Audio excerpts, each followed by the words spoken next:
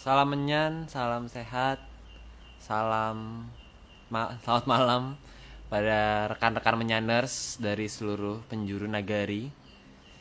Malam hari ini kita lanjut lagi dalam seri Murconeng Jagat Alit. Hari ini kita akan ditemani oleh Mas Agung dan Cecilia Purnama. Kayak kita menunggu kedatangan Mas Agung.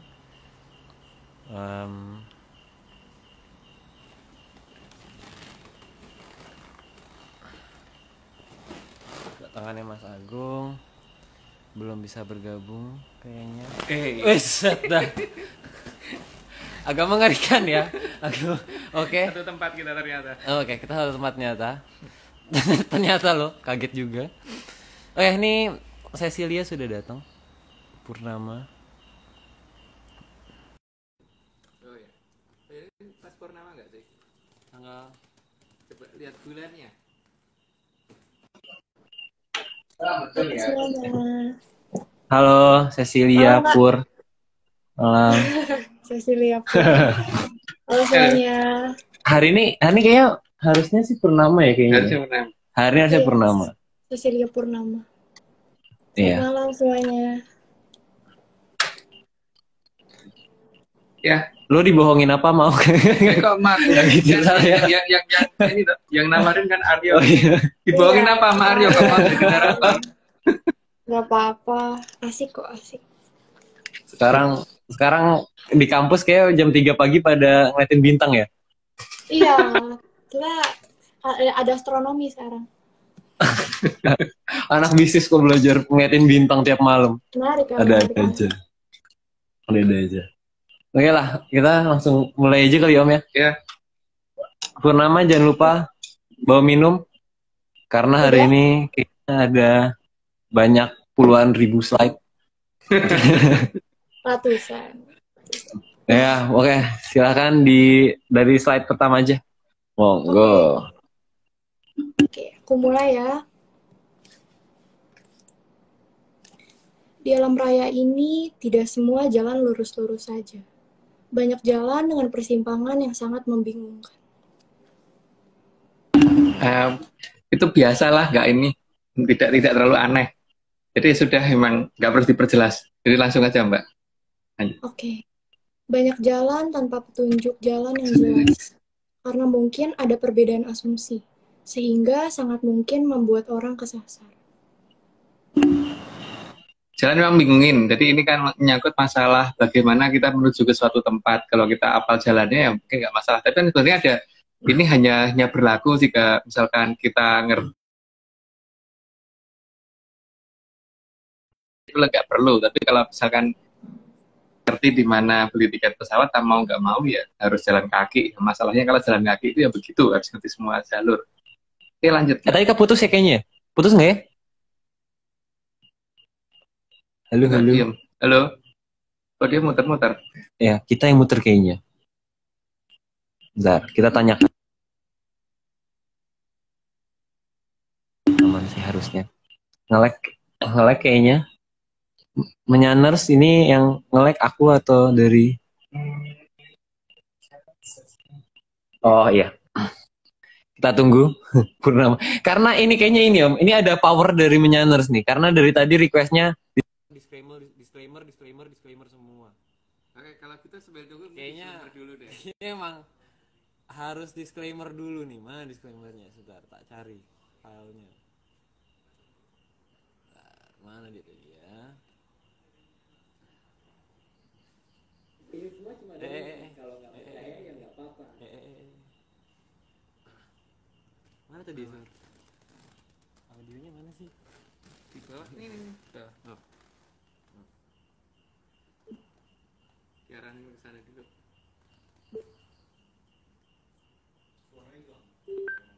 Hilang ya sih. Ya. Coba. Ini semua cuma Nih ada disclaimer kita dari Disclaimer teman-teman. rame-rame. Teman-teman sebentar ya. Ini dia disclaimer dari hasil acara kemarin. dongeng, kalau nggak percaya ya nggak apa-apa. Tapi kalau mau percaya ya jangan. Lagi. Sekali lagi kali ya. Ini semua cuma dongeng, kalau nggak percaya ya nggak apa-apa. Tapi kalau mau percaya ya jangan. Oke. Jadi harus diingat-ingat ya para menyanner semua yang nonton, yang baru berjoin, yang baru bergabung juga. Ini semua cuma dongeng. Jadi ya ini selevel lah. Oh ya, tidak seperti di awal tadi. Oh, suaranya agak kecil. Oke, siap. Sekarang aman ya? Suaranya gimana sekarang? Suaranya kecil Mas Ariel. Coba kita tanya. Mana? Coba. Menyanirs. Masih kecil kah? Oke, keluar. Jadi Kecil ya ngomongnya. Gede kok. Ada yang bilang gede, ada yang bilang kecil. Bingung juga. Oh, selamat ulang tahun. Makasih lo Mbak Aisyah. Pakai Eko. Aneh-aneh. Disuruh jadi dangdutan kita. Kok suaranya gak kedengeran? Tadi ya. Masih kecil suaranya. Suaranya emang kecil. Emang suaraku kecil ya? Aman sih kalau dari aku. Aman ya? Dari teman di sini juga aman. Tadi Kenapa ya? Pas aku masuk tadi agak kecil sedikit gitu. Suaranya kayak kena peredam.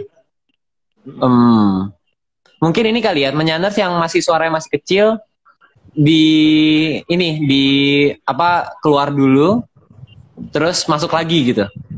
Jadi nanti kita tungguin mungkin habis 9:09 lah kita baru mulai lagi gitu.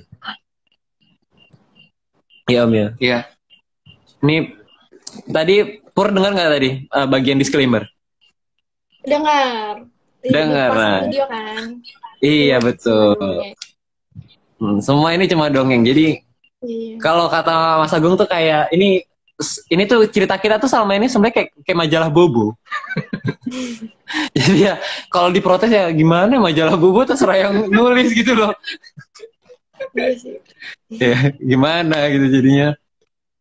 Ya majalah Bobo kok diprotes gitu. Ya udah kita udah mulai normal, udah pada bilang normal, kita mulai langsung. Langsung lagi. Kita mulai langsung. Nomor 3 ya berarti. Nomor 3. Monggo. Ada jalan yang satu arah, juga ada yang dua arah. Dan setiap jalan belum tentu ada rambu-rambunya. Jadi tidak semua jalan itu ada petunjuk. Jadi memang itu harus hafal ketika tidak tahu jalan shortcut. Nah, maksudnya shortcut itu ya mungkin zaman sekarang banyak yang hilang. Karena kan di sekolah aja kita nggak boleh pakai shortcut kan, untuk matematik harus pakai cara panjang. Nah, itulah kebiasaan yang harusnya dihilangkan gitu. Iya ya, mungkin teman-teman kalau misalnya dulu ingat nggak sih matematika tuh kita rumusnya harus rumus panjang gitu, dijelasin semua gitu. Nggak boleh shortcut langsung jawaban kan? Nggak boleh. Padahal nggak mutu bener cara kayak gitu sebenarnya. Harusnya shortcut itu diizinkan karena itu kreativitas anak kan terlatih di situ ya. Tapi ya guru tuh aneh sih kadang gitu. Tapi nggak nyalain juga sih. Aku nyalain. Oh nyalain. Nyalain kalau aku suka shortcut. Oke lah. Oke. Dia lanjut Pur. Oke. Juga banyak jalan yang hanya boleh dilalui oleh kendaraan tertentu saja. Meskipun jalannya lebar, tetapi belum tentu kendaraan boleh lewat di sana. Ya kayak jalan tol kan nggak boleh naik sepeda di sana ya. Kemarin Om naik sepeda. Yo. Paling tidak jalan tol nggak boleh lah, orang naik motor atau misalnya naik becak di sana atau naik dokar tuh nggak boleh. Emang ada kendaraan tertentu yang hanya boleh lewat di jalur tertentu, itu kita juga pahami. Jadi di situ yang jadi masalah kalau kita nggak ngerti yang namanya rambu-rambu dan nggak ngerti aturan gitu. Aturan alam itu juga ada aturannya soalnya.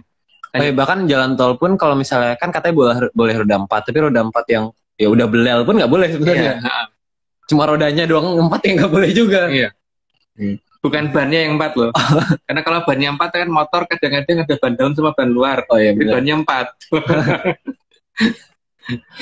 Oke, kita lanjut. Jalan juga tidak semua satu arah. Sering kita temui jalan yang cuma satu arah. Ya, tapi banyak juga loh yang satu arah. Dan satu arahnya kadang mendadak. Jadi bukan tiap hari sudah aturannya begitu, kadang-kadang tiba-tiba mendadak seperti waktu kita pas pergi waktu itu ya, di mana kita lupa, pokoknya ada satu kota yang mendadak daerah itu biasanya nggak ada satu arah, baru satu arah. Iya, waktu itu kita lagi motong Pulau Jawa sih itu. Iya. Oke, lanjut. Oke, lanjut. Karena kalau sudah masuk jalan yang sifatnya satu arah, maka belum tentu ada juga jalan putar balik, atau jalan putar baliknya akan terlalu jauh. Masih mending loh kalau terlalu jauh tapi ada jalan putar baliknya. Kalau nggak ada, itu sampai mana gitu? Nyasarnya nyemplung laut atau gitu, ya udah. Iya. Makanya ngerti jalan tuh penting, tapi kalau nggak ngerti jalan ya nggak apa-apa sih. Kalau memang pengen kesasar tuh kita juga tidak ada larangan. Oh iya benar ya. Jadi sekali lagi teman-teman, ini kalau misalnya kita kan cuma ngasih tahu ya, kalau perlu tahu jalan tuh perlu. Tapi kalau ngerasa nggak perlu ya nggak apa-apa. Nggak perlu nggak apa-apa. Aku tuh pengennya nyasar ya mas. Gimana itu kalau kayak gitu kan kita nggak boleh ngelarang ya. Ya nyasar tuh punya hak menyasar tuh hak tiap orang kok, nggak apa-apa. Ya Pur ya. Betul. Nah, oke, kita lanjut. Nah, kita lanjut. Atau malah jalan putar balik itu bisa membuat kita bingung karena bisa terjebak di putaran yang tiada ujungnya. Ya, karena kadang-kadang putar balik itu tidak mengarah ke jalan yang awal, kadang-kadang malah belok kemana gitu. Kayaknya putar balik, tapi misalkan putar balik tapi malah turun ke bawah atau naik ke atas atau malah muter-muter nggak jelas lagi gitu. Jadi mapping itu penting sih. Tapi kalau kan itu tadi ya, semua itu pilihan. Kalau orang pengen nyasar dan nyasar itu adalah kebanggaan, kenapa nggak boleh gitu? Mereka bangga nyasar ya? Ya nggak apa-apa kan? Nggak apa-apa. Nah, gimana coba? Lanjut lah. Yang perlu diingat, jangan sampai memutar di daerah yang dilarang putar balik, karena itu melanggar aturan dan akan ada konsekuensi jika aturan dilanggar. Ya kalau nggak boleh muter ya jangan muter. Kalau di situ nggak boleh muter tetap muter ya risiko ketabrak atau ketilang atau. Tapi ya masalahnya itu tadi sih, kalau pengen tabrakan memang ya nggak boleh apa? Kita nggak berak ngelarang. Pengen tak tilang aku kebanyakan duit pengen bayar tilang kenapa nggak boleh? Masa kita mau ngelarang Aryo? Enggak kan? Iya ya. Sekali-kali mau nyumbang dengan cara supaya dapat pengen dapat surat tilang 10 kan kita nggak boleh. Boleh lah. Iya, dia malah mau nyumbang negara kan, ngeliat negaranya lagi kasihan gitu. Sebut mas. Udah kita ketilang lah, udahlah gitu. Kita nggak boleh ngelarang loh. Orang yang pengen ketilang tuh boleh itu. Sangat dibolehkan. Tapi kita nggak mau ketilang. Kalau kita nggak mau ketilang. Kalau Purnama mau ketilang nggak sih, Cecil? Nggak mau. Aku seumur-umur nggak pernah sih ketilang. Ya syukur. Nah, jangan ketilang. Tapi nggak apa-apa loh kalau mau lo sekali-sekali lo. Cuma buat experience ya. Experience. Ya udah, oke, kita lanjut. Oke. Daerah tempat berbelok juga bukan tempat putar balik, karena tanda putar balik bukan seperti itu. Ya, masalahnya itu tadi loh, ada yang pengen ketilang apa tidak gitu. Itu hak-hak masing-masing gitu. Karena belok ke kanan tuh bukan belok ke bukan putar balik putar balik ke titik awal gitu. Tapi kan masalahnya ada orang yang berpikiran lain. Oh belok ke sana itu berarti boleh dong kali-kali dikit-dikit gitu. Gitu. Oke, lanjut. Jadi dalam berlalu lintas kita harus mencermati rambu-rambu lalu lintas. Dan rambu-rambu itu kadang sudah ada sebelum kita lahir. Ya kalau rambunya baru muncul pada saat kita lahir atau jauh setelah kita dewasa ya mungkin ya kita nganggep itu baru ada ya aneh gitu. Tapi yang jelas kebanyakan rambu memang sudah ada jauh sebelum kita lahir, bahkan sebelum orang tua kita lahir, bahkan sebelum nenek kita lahir gitu. Yang itu di alam raya kan. Oh ya kalau alam raya iya. Dan karena alam raya itu kan umurnya lebih tua daripada bumi, seingatku loh. Tapi nggak tahu kalau aku nggak inget ya, nggak nyadar, nggak tahu juga. Gitu. Ya namanya nggak inget, jadi nggak tahu. Oke, lanjut. Lanjut. Maka rambu lalu lintas itu jangan pernah diganti, karena akan membuat bingung yang melewati wilayah tersebut. Ya, rambu itu sebaiknya konstan. Tapi masalahnya kan ketika peradaban baru ini kemudian berusaha mengganti dengan maksud mungkin lebih bagus atau biar orang nggak mengerti atau menjadi lebih paham.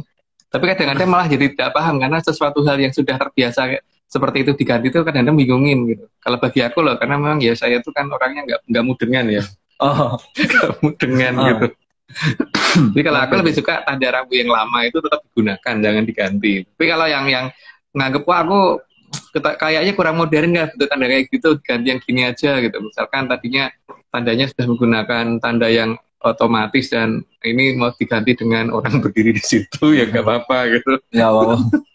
Tadinya lambangnya warna putih, biar kelihatan kalau malam diganti warna hitam ya nggak apa-apa juga gitu kan. Nggak apa-apa.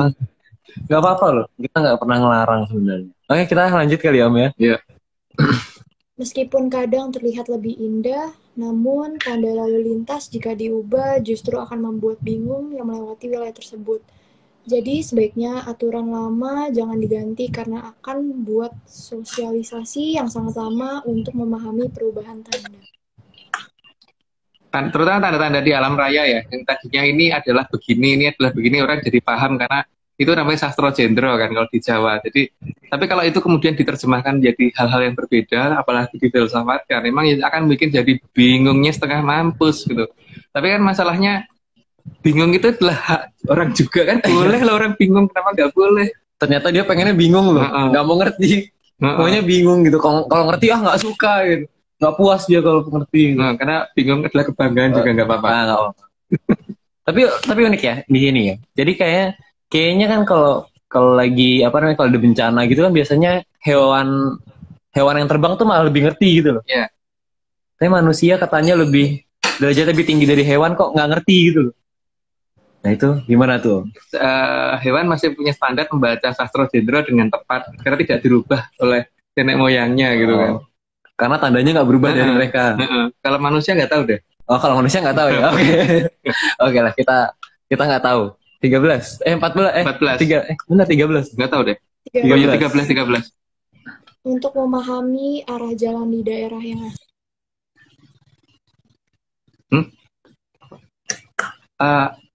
Apa tadi? Muter-muter dia. Muter-muter. Oke, Arya yang baca aja. Tahu bentar. Ini memastikan apakah aku yang muter atau Purnama? Gimana nih pemirsa, siapa yang muter? Saya atau Purnama?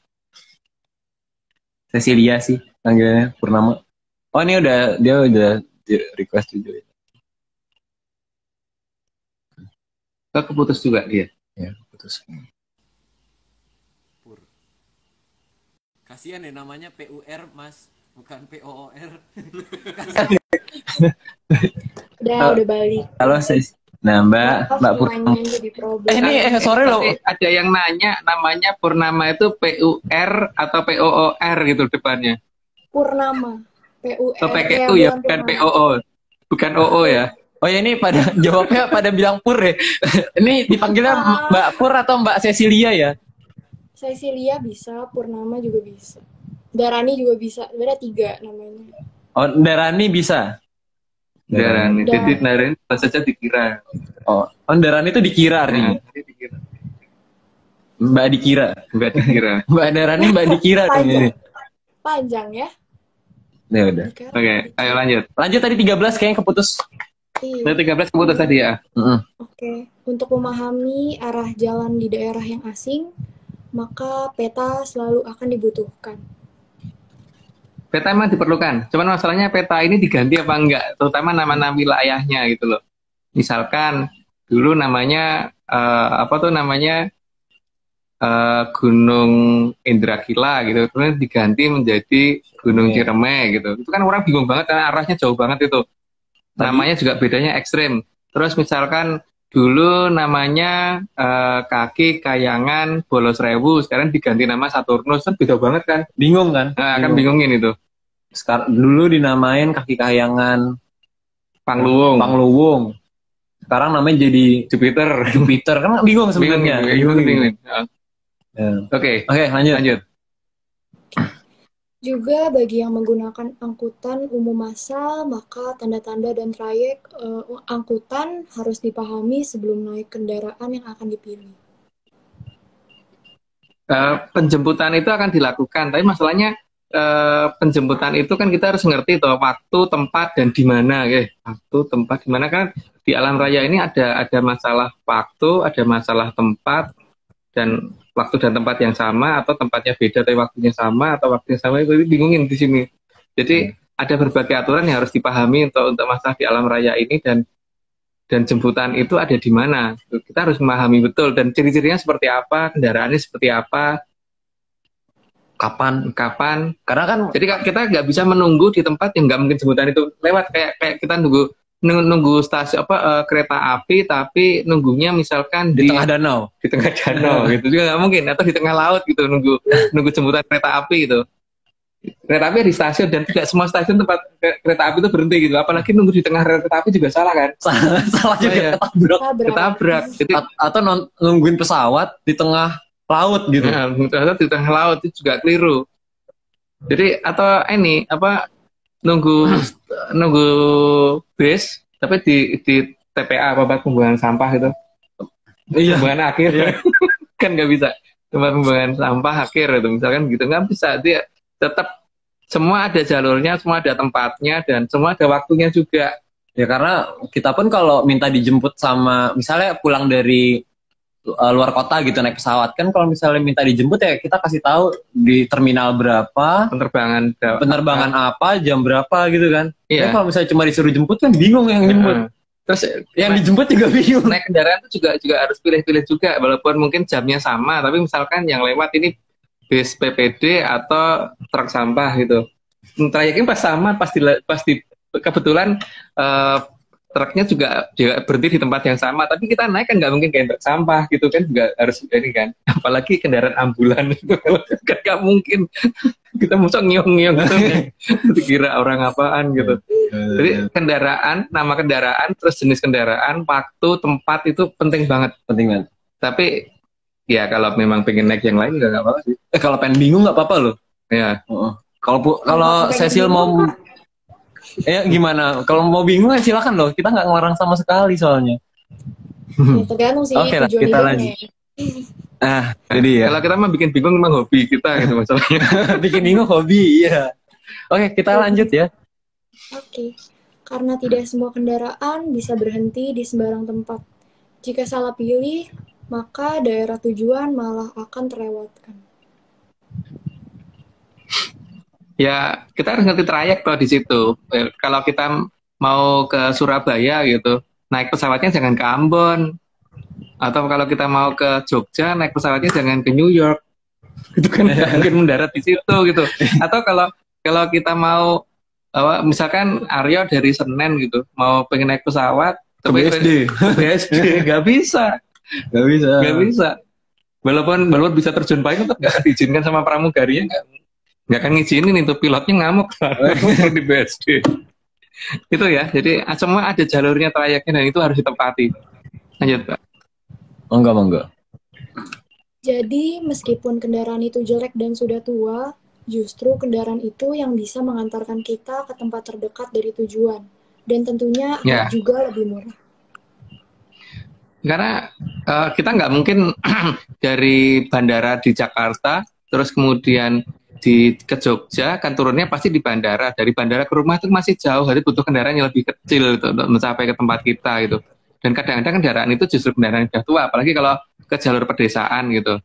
Nah sekarang memang kita bisa minta tolong dianterin dengan menggunakan pesawat jumbo jet gitu masuk ke rumah ke depan rumah gitu. Airbus masuk ke komplek gitu. Mungkin kan. Oke. Ya lanjut. Jadi pasti biasanya lebih sederhana dan lebih kecil gitu. Walaupun itu kendaraan kan malah jelek, tapi nyampe malahan kan.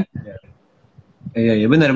Motor sepeda ontel gitu ya, malah kadang-kadang itu ojek sepeda gitu malah nyampe. Bener-bener malah bisa masuk rumah sekali kalau itu ojek sepeda. Walaupun mungkin nggak akan tetap diparkir depan rumah, tapi paling tidak itu bisa sampai masuk halaman gitu. Kalau naik pesawat nggak bisa. Kalau naik bis pun paling cuma sampai jalan raya terdekat kan. Masih ada jalan kakinya. Oke, lanjut. Karena tidak semua kendaraan yang bagus dan cepat bisa mengantarkan kita sampai ke posisi terdekat yang diinginkan. Nah itulah seperti tadi kayaknya sudah dijelasin, nanti lanjut aja. Apalagi ada kendaraan yang sudah punya jalur khusus. Jadi tidak akan bisa keluar jalur. Karena kalau keluar jalur berarti celaka. Ya, kecuali apa namanya, kalau memang dalam kondisi kayak di Ukraina ini lagi perang itu banyak banget itu kereta api keluar jalur. Nah, ya. Itu makanya. Tapi mungkin nggak celaka karena emang disengaja gitu kan. Atau memang hobi mereka begitu gitu. Oke, lanjut, Mbak. Ya, lanjut. Selain itu, muter lagi. tidak bisa sembarangan Kita balik ke sini. menurunkan penumpang di sembarang tempat. Udah balik lagi. Cecilia, Ya, Muter-muter, diulang lagi aja. diulang lagi. Yang bentar. 19 ya? Ya, 19 muter-muter lagi. Masih muter-muter, kita tunggu saja.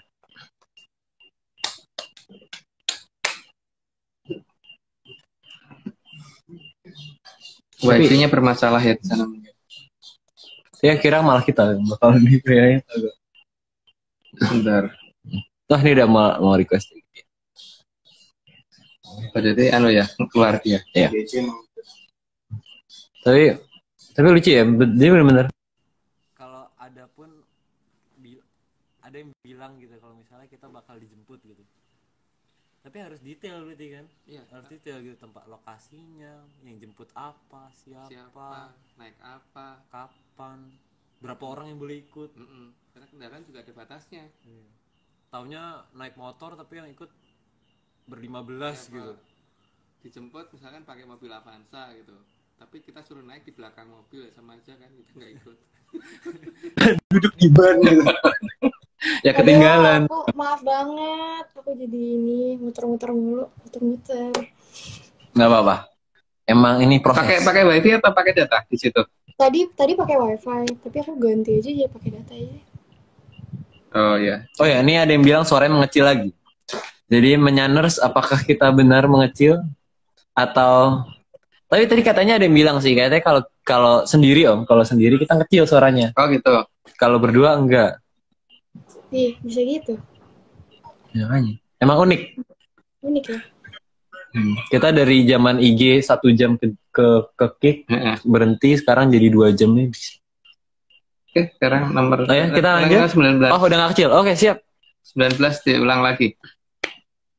Selain itu, ada juga kendaraan yang hanya bisa berhenti di tempat-tempat tertentu. Jadi, tidak bisa sembarangan menaik turunkan penumpang di sembarang tempat. Ya memang kendaraan yang besar selalu begitu. Itu bukan hanya bis, bukan hanya kereta api, pesawat terbang juga begitu kan. Iya. Kapal juga begitu. Memang bisa kapal, kita naik kapal feri terus minta sampai rumah gitu. Nggak bisa. Bodoh juga sih sebenarnya. Nggak ada kapal feri sampai rumah kan. Iya. Oke, lanjut. Tentunya tidak semua kendaraan itu harus ada terus, karena memang ada jadwal khusus untuk kedatangan dan keberangkatan. Meskipun kadang bisa juga terlambat. Terlambat itu wajar, alamiah sekali. Tapi masalahnya kan ketika kita sekarang berbicara dengan aturan waktu yang universal, karena ya contohnya bintang yang kita lihat aja itu kan berarti bintang yang sudah sekian juta tahun yang lalu atau ribuan tahun yang lalu baru kelihatan di mata kita sekarang. Jadi di alam raya itu masa depan dan masa sekarang dan masa lalu itu akan ada di waktu yang sama. Jadi tergantung bagaimana kemampuan kita memilih itu kan. Jadi kita menyadari itu apa enggak. Kalau dianggap yang kita lihat semuanya sinkron di satu waktu itu salah, karena alam raya itu nggak sinkron untuk waktu. Oke, semoga bingung. Semoga bingung. Oke, lanjut. Selain harus tahu trayek kemana arah tujuan kendaraan tersebut, jadwal juga harus kita perhatikan supaya kita tidak salah pilih. Ya, jangan sampai kita mau, misalkan dari Semarang mau pergi ke Surabaya itu jangan sekali-kali beli tiket ke Kalimantan gitu. Apalagi kalau tiketnya ke Mantan Kali ya. Jadi kita harus ngerti kalau kalau pengen naik kapal itu di Sungai Berantas, jangan naik kapal kok di jalan raya gitu kan. Ya. Tapi kita harus tahu trayek itu kemana. Kalau mau ke Jakarta itu jangan ke Sungai Berantas atau ke Mantan Kali atau ke Kalimantan. Iya malah jangan ke sana gitu. Ya. Lanjut.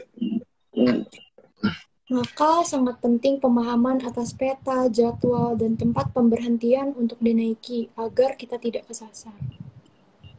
Itu sih untuk penumpang angkutan umum, seperti aku zaman dulu itu sudah menjadi hal yang wajib untuk diketahui gitu.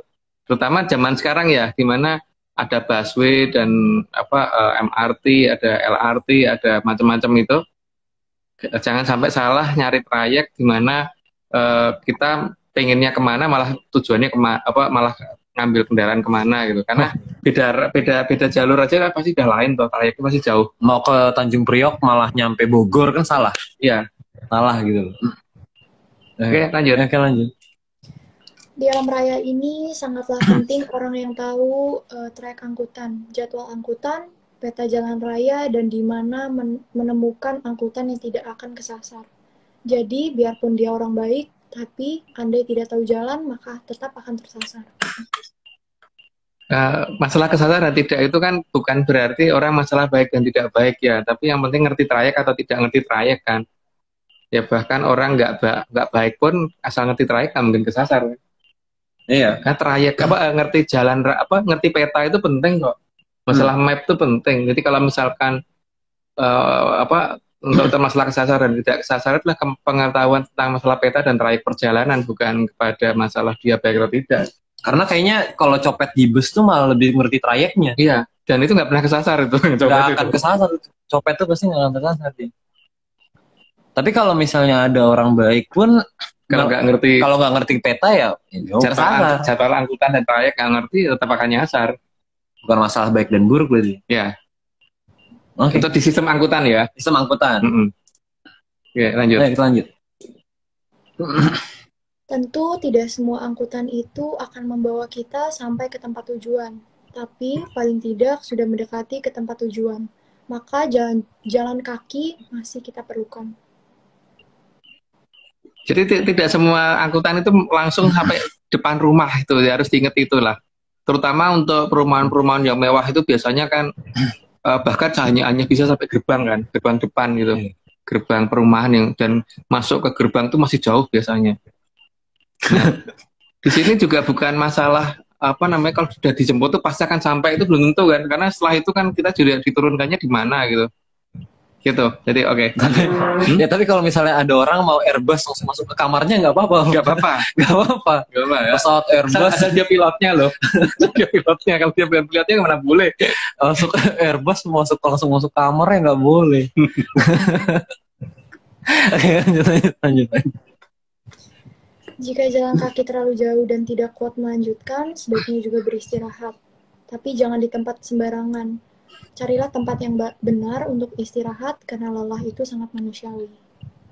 Ya, karena jagat itu sangat luas ya, dari mulai Arjopodo sampai ke Kayangan sana itu sangat panjang kalau tidak ngerti jagat alit. Jadi harus lewat jagat gede itu mas seperti itu. Dan pasti akan ngalami yang namanya kecapean. Nanti istirahat boleh, tapi jangan di tengah jalan ya.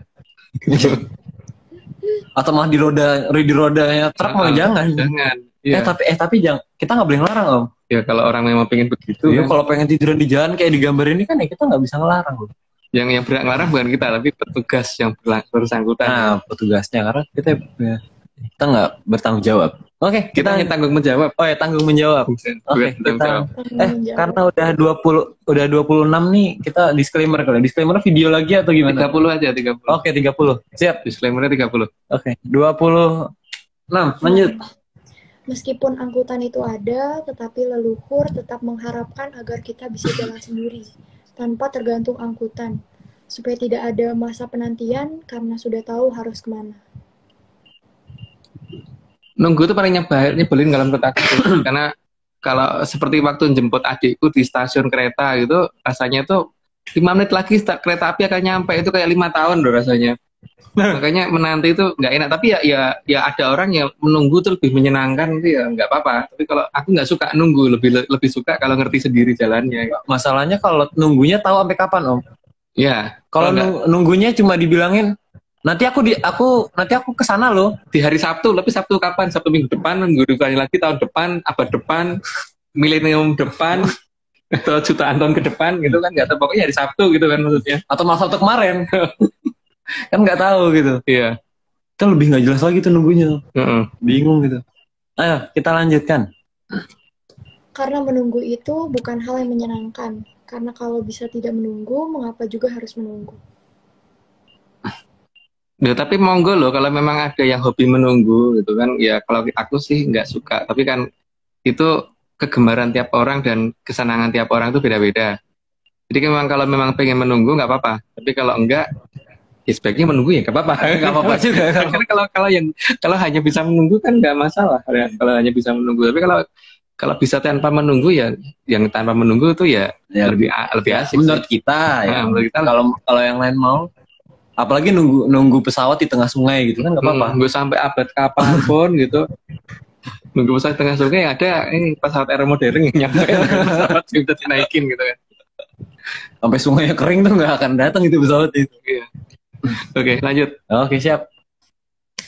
Tapi alam juga tidak melarang bagi yang sabar menunggu. Karena jadwal penjemputan itu bisa saja masih sangat lama kalau tidak tahu jadwal yang jelas.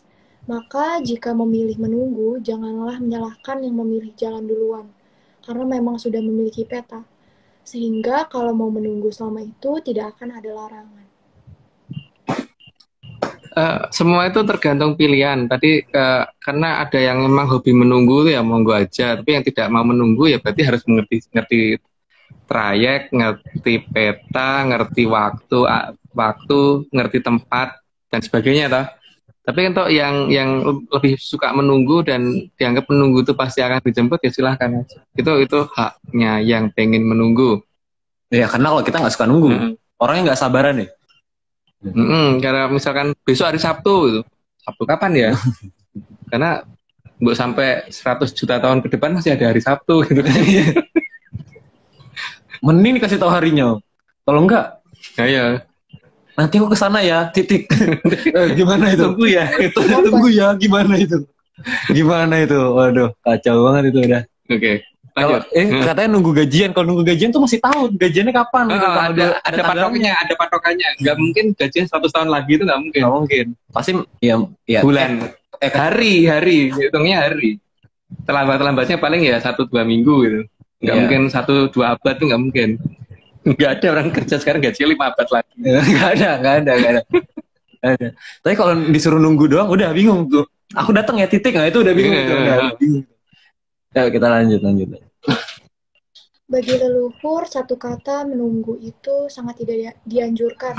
Maka leluhur memilih memberikan peta kepada para anak cucu agar tidak perlu menunggu. Tapi ya itu peta itu dipahami apa tidak dan masih ada apa tidak gitu kan sekarang. Tapi kalau peta itu masih ada dan membacanya juga masih dipahami, ngerti ya, berarti ya itu bisa digunakan. Semoga aja petanya nggak diganti ya. Misalkan mau ke Jakarta tapi dikatakan Jakarta itu daerah mana tengah Samudra Hindia gitu. Atau misalkan mau ke rumahnya Aryo gitu, tapi alamatnya kebun binatang Ragunan gitu kan juga. Masalahnya kan bagaimana kita membacanya benar apa enggak dulu walaupun ada peta. Dan sekarang kalau misalkan ngomongnya alamat perumahan apa gitu terus kemudian alamat itu sebenarnya bukan karena kesalahan membaca karena ada perubahan cara membaca huruf sehingga akhirnya itu menuju ke kebun binatang. Itu kan juga masalah. Jadi pengenalan huruf dan tulisan itu juga penting. Makanya aksara Pallawa itu ya harusnya dipahami gitu. Tulisannya Bekasci tapi taunya dibacanya apa kan nggak tahu juga. Bekasci ya diganti bekas apa gitu kan. Nggak tahu juga. Atau Wiragunan jadi apa gitu kan bingung juga tuh. Nah, tempatnya Tumenggung kan Wiragunan ya. Iya, Wiragunan. Jadi apa gitu jadi apa juga bingung. Tiba-tiba winya hilang atau nannya yang hilang Ya kan nggak tahu. apa gunya yang hilang. Winan. Ya nggak tahu lah itu. Oke, lanjut. Di sini disclaimer di sini. Lanjut dulu. Silakan Mbak E. Alam raya ini sangatlah luas, maka leluhur sudah memberikan 3 jalan utama yang dikenal dengan nama jagat kecil, jagat gede, dan jagat langgeng. Yaitu kalau jagat kecil ada dalam badan kita. Jadi kalau menuju ke titik akhir itu sebenarnya menggunakan itu bisa seharusnya. Tapi kalau misalkan tata cara itu udah dilupakan, berarti ya harus menggunakan jagat gede. Tapi kalau jagat gede ini petanya nggak ngerti, jagat gede itu rawan nyasar kan. Ya, karena gede. Karena gede banget, gede banget. Kalau jagat langgeng kan tempat tujuan. Ya, nih ya. Maaf. Itu. Jadi kita mau disclaimer. Ya, disclaimer dulu. Disclaimer, request pakai Eko. Wah, request jadi dangdutan. Requestnya dangdutan loh. Bentar, kita nyalain speakernya. Oke. Nih. Ini semua cuma Sabar. Jam 14. Harus pakai speaker ya, biar kencang. Harus, biar kencang suaranya. Ayo, menyanar siap ya. Sampai menyanar bilang siap baru di play ininya. Disclaimernya. Nunggu delay dulu berarti. Oke. Ah, udahlah, pasti udah siap semua. Yuk. Eko, request Eko. Ini suaraku udah menggema belum? Sudah bereko belum? Udah bereko? Kurang kali ya. Biar asik kali ya. Kencangin lagi. Biar asik Begini. Mantap sudah ya. Mantap sudah. Ini request dari menyanar sini. Oke. Ini semua cuma dongeng. Kalau nggak percaya ya nggak apa-apa. Tapi kalau mau percaya ya Yuk, hilang. Sekali lagi.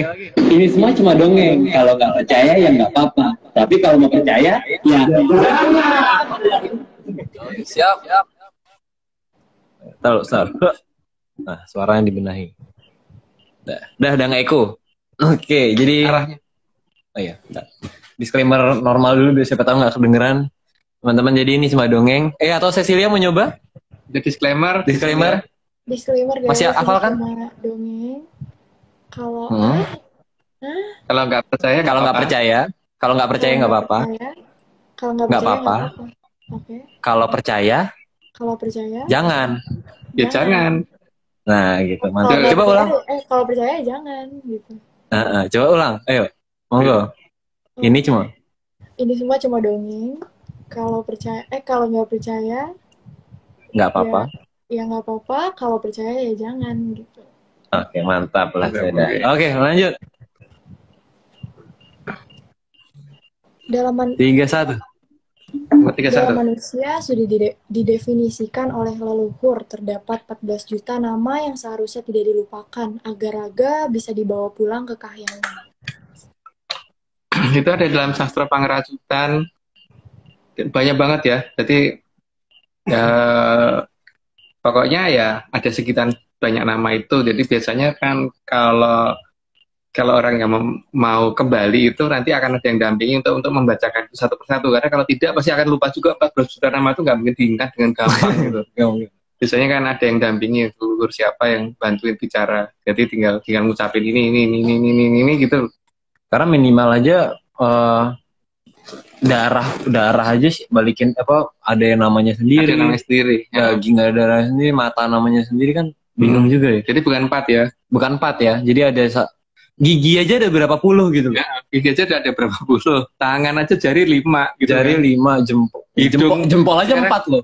Hidung, mata, telinga, mulut, panca indera 5 loh, panca namanya. panca indera aja udah 5 gitu. Gak mungkin orang bilang cuma 4 yang ngaco. Ya, tapi nggak tahu loh. Nggak apa-apa. Orang apa-apa pengen ngerti, pengen nyampar doang kan nggak apa-apa. Iya sih, bener sih nggak apa-apa sih. Mungkin sudah di pack nanti ada program zip-nya itu loh. Ada di archive ya jadi 4 doang gitu. Iya sih, bener sih. Tapi kita kan nggak ngerti program zip-nya itu atau program archive-nya itu nggak tahu kita. Karena cuma ya panca aja 5. Karena kita ngerti 14 juta bukan 4. Jempol tuh ada 4 loh. Jempol doang aja 4 loh. Jempol aja 4 loh. Iya. Jari aja ada 20. Jari 20. Belum kukunya itu. Ya, hidung aja lebih ada 2. Rambut aja berapa biji? Makanya. Yeah. Lucu ya? Yeah. Oke, kita lanjut. Lanjut. Dalam jagat alit atau jagat kecil, perbagian sudah ditentukan siapa pemiliknya dan bagaimana cara mengembalikannya. Sehingga kalau hal ini dilupakan, maka terpaksa jalan kedua yang lebih panjang yang harus dilakukan, yaitu melalui jagat gede. Ya, tapi nggak masalah sih kalau memang yang dipilih itu gitu. Tapi kalau saya sih milih yang, aku lebih suka shortcut sih ya. Iya. Iya, lebih suka yang pendek, jalur pendek. Tapi bagi yang lebih suka yang panjang dan lebih menantang, kenapa enggak gitu? Kenapa enggak suka tantangan? Oh, suka adventure gitu ya? Suka berkeliling-keliling ya monggo sih sebenarnya. Oke, kita lanjutkan. Jagat gede adalah alam di antara badan kita ke gerbang kahyangan. Maka pemahaman akan jagat gede menjadi penting, terutama bagi yang sudah tidak ingat jagat kecil yang dimilikinya. Terlalu lebar, terlalu luas, dan itu terlalu terlalu sangat rawan dengan banyak jebakan, trap, dan sebagainya itu. Mungkin diteruskan dulu aja, karena di bawah kayaknya ada penjelasan. Namun harus diingat bahwa ada Sang Hyang Batara Kala yang akan berusaha menjaga jagat gede ini menjadi membingungkan. Karena Sang Hyang Batara Kala tidak ingin kehilangan mangsanya. Yaitu karena ada Buto yang memang seperti itu ya, dan dia memang tugasnya seperti itu. Jadi kalau bisa menghindari lewat jagat gede lalu jagat kecil itu lebih baik kalau bagi saya. Tapi kan mungkin ada yang lebih suka tantangan, Bathara Kala kayak apa sih mukanya lucu kali ya gitu kalau ketemu beliau. Nggak apa-apa, kalau memang pengen ketemuin. Kita lanjut. Maka Sang Hyang Batara Kala membuat banyak jebakan di atas sana agar gerbang Suralaya tidak mudah didatangi manusia dan terasa seolah sangat jauh karena teknologi kunci untuk mencapainya juga berusaha dihilangkan oleh Sang Hyang Batara Kala. Jadi sesuatu hal yang gampang dibikin susah karena ada yang berkepentingan atas itu gitu kan. Tapi juga masalahnya yang dibikin susah ini mungkin juga lebih memilih untuk dibikin susah karena mungkin ada tantangan kali pengen kenal seberapa lucunya Bathara Kala kan nggak apa-apa toh. Iya nggak apa-apa, kita nggak Kalau aku sih oke. Kita nggak ngelarang lebih. Tapi aku sih oke. Ternyata ngelihat fotonya kan di gambar wayang kan lucu gitu. Ada taringnya gitu. Matanya dua sendiri lagi. Iya, matanya satu. Wayang tuh biasanya matanya satu, ini di belakang kita matanya satu gitu loh, matanya satu gitu kan. Tapi kok kalau Bathara Kala matanya dua ya? Iya. Pengen lihat gitu, siapa tahu ternyata matanya 4 gitu. mungkin karena gambarnya dari samping, jadi orang matanya satu, Bathara Kala matanya 2. Oh berarti mungkin karena dari samping Bathara Kala jadi matanya 4 kanan kiri. dua gitu. Oke, lanjut. Maka leluhur juga menunjukkan bahwa peta menuju ke pangidar-idar jagat supaya tidak terjebak oleh jebakan dari Sang Hyang Batara Kala. Di sini mantan Presiden Soeharto memberikan gambaran yang sangat jelas sebenarnya kalau mengerti, tapi cuman sayangnya kita ya nggak ngerti ya. Iya, kita nggak ngerti. Nggak ngerti sayangnya. Tapi gambarnya sangat jelas bagi kita. Tapi sayangnya kita nggak ngerti. Iya, makanya bingung. Tapi jelas. Ya pokoknya nggak ngerti intinya gitu. Nggak ngerti tapi kita jelas, udah bingung kan. Yaudah, lanjut. Pangidar-idar jagat itu hanya petunjuk untuk bisa lepas dari eka antariksa ke dwi antariksa. Nah itu penggambaran yang digambarkan oleh mantan Presiden Soeharto itu jelas, tapi kita nggak ngerti. Tapi kita jelas sebenarnya. Jelas kok, jelas gitu sebenarnya, tapi nggak ngerti. Lanjut. Mungkin Cecil ini belum ngikutin kan dari dulu kita. Ya itu kalau bagi ARC itu dongengnya ya. Antariksa itu ada 7 bagian ya.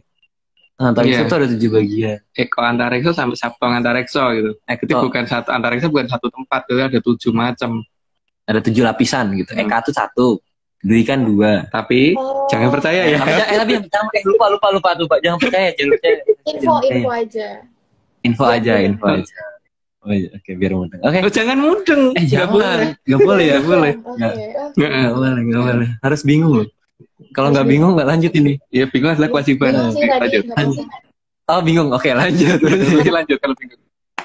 Maka salah satu petunjuk dari leluhur adalah keberadaan bintang paling terang. Bintang paling terang adalah petunjuk bagi Kumara yang mencari jalan pulang agar tahu harus berjalan kemana. Cuman masalahnya kalau mungkin mata udah rabun tuh semuanya terang atau semuanya gelap. Masalahnya itu. Atau tutup mendung itu kan bingung tuh. Tapi bintang itu nggak bisa ditipu sih. Begitu keluar dari Dirgantara langsung kelihatan sih. Sebenarnya yang paling terang tuh mana gitu. Dirgantara tuh lapisan angin ya, yang paling bawah ya. Ya, pokoknya ada udara sama Dirgantara itu yang masih ada atmosfer ya. Kalau bahasa sekarangnya. Kalau bahasa sekarang diganti itu rambunya itu. Nggak tahu sih. Ayo kita lanjut kali. Lanjut aja. Maka juga diadakan rasi bintang agar menjadi tanda yang bisa menarik perhatian para kumara yang sedang melakukan perjalanan di jagat gede. Tapi jangan lupa loh, bintang yang kita lihat itu belum tentu ada karena jarak kita dengan sana itu misalkan dianggap aja 100 tahun cahaya atau 500 tahun cahaya, itu berarti kan cahaya yang nyampe ke kita itu adalah 500 tahun yang lalu baru nyampe ke mata kita sekarang. Berarti kalau kita menuju ke sana mungkin itu sudah nggak ada. Tapi ya itu tetap bisa dijadikan patokan karena berarti nanti harus ke arah mana kan ada petunjuk berikutnya gitu. Lanjut. Tapi kita juga harus menyadari bahwa putaran waktu itu tidak sinkron di semua tempat. Jadi sesuatu yang kita lihat sekarang ini bisa berasal dari masa lalu atau bahkan dari masa depan. Oh ternyata kecepatan ya, jadi lanjut aja. Oke. Maka bintang Panjer yang menjadi patokan kita belum tentu ada saat didekati atau bisa menghilang saat sudah mendekat dalam jarak yang seharusnya logis. Kalau bintang tersebut ada di posisi tersebut.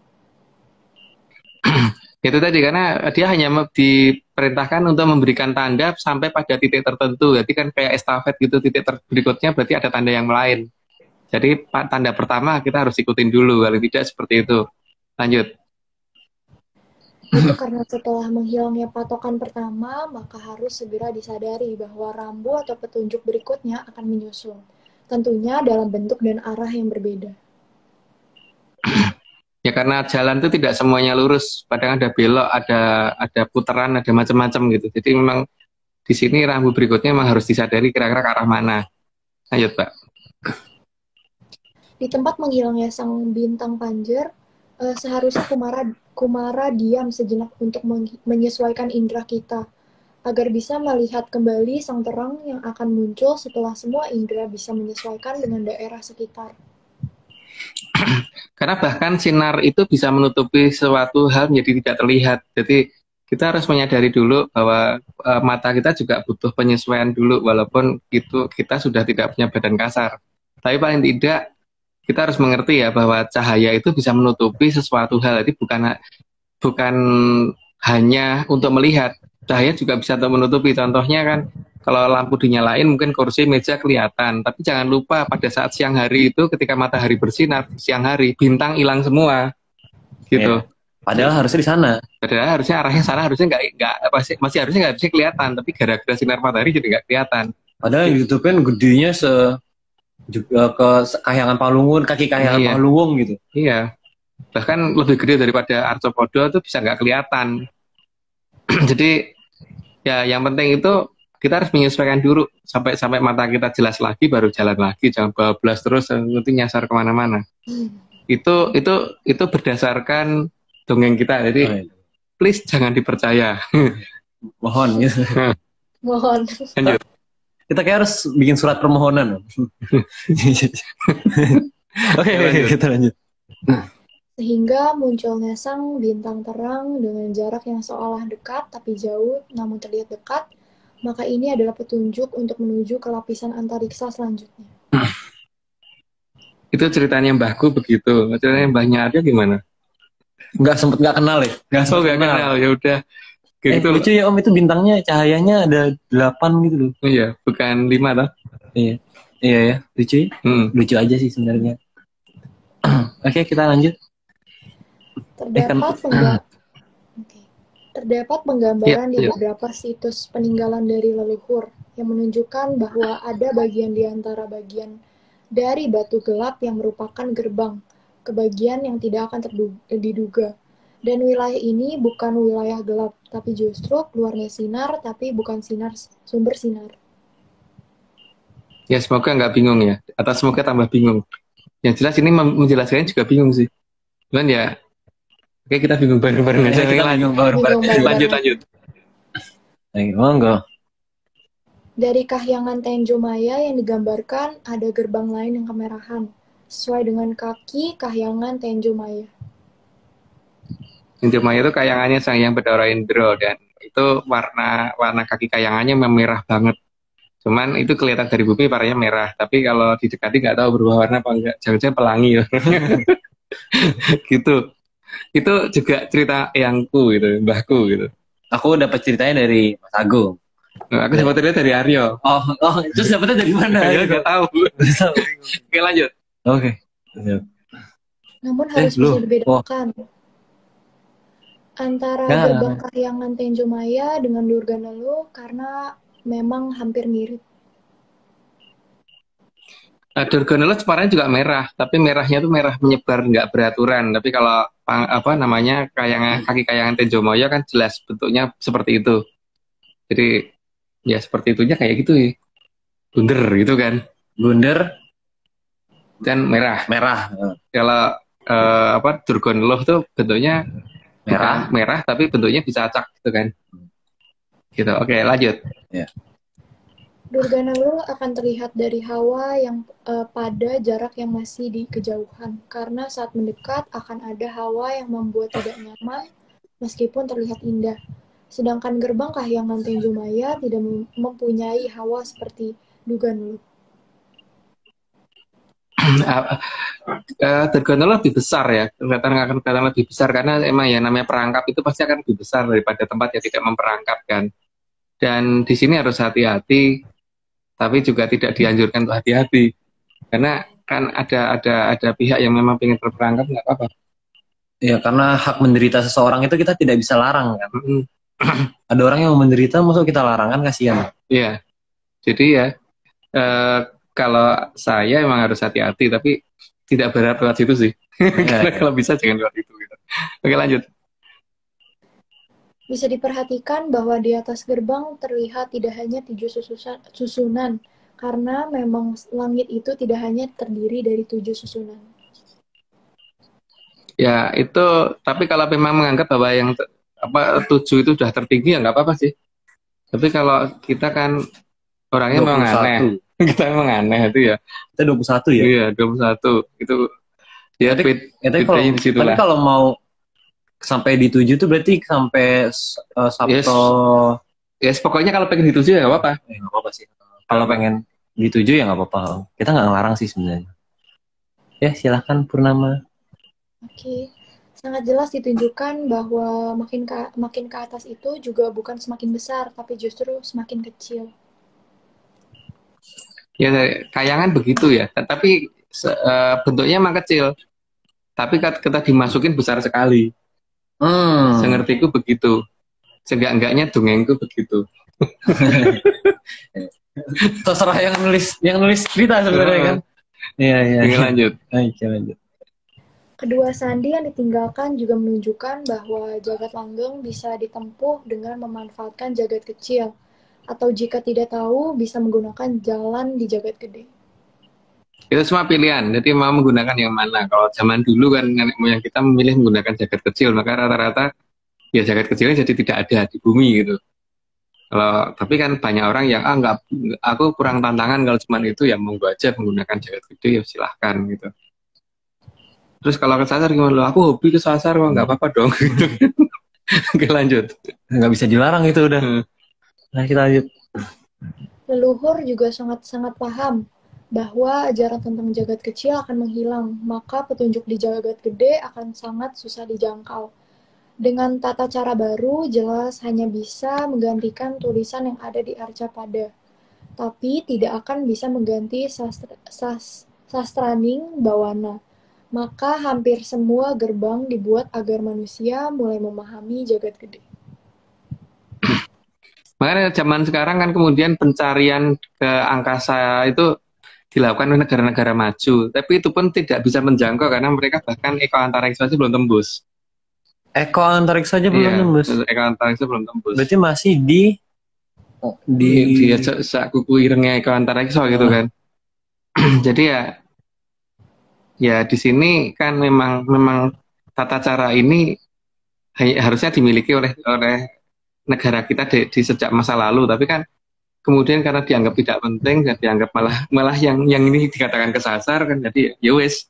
Tapi ya sudah. Jadi kalau menurut aku sih, aku juga lebih suka kalau gini ya, kalau orang memilih melalui jagat gede sementara kita enggak, jadi paling enggak kita duluan nyampe nya gitu. Kan bisa istirahat duluan kan lumayan loh. Oke, lanjut.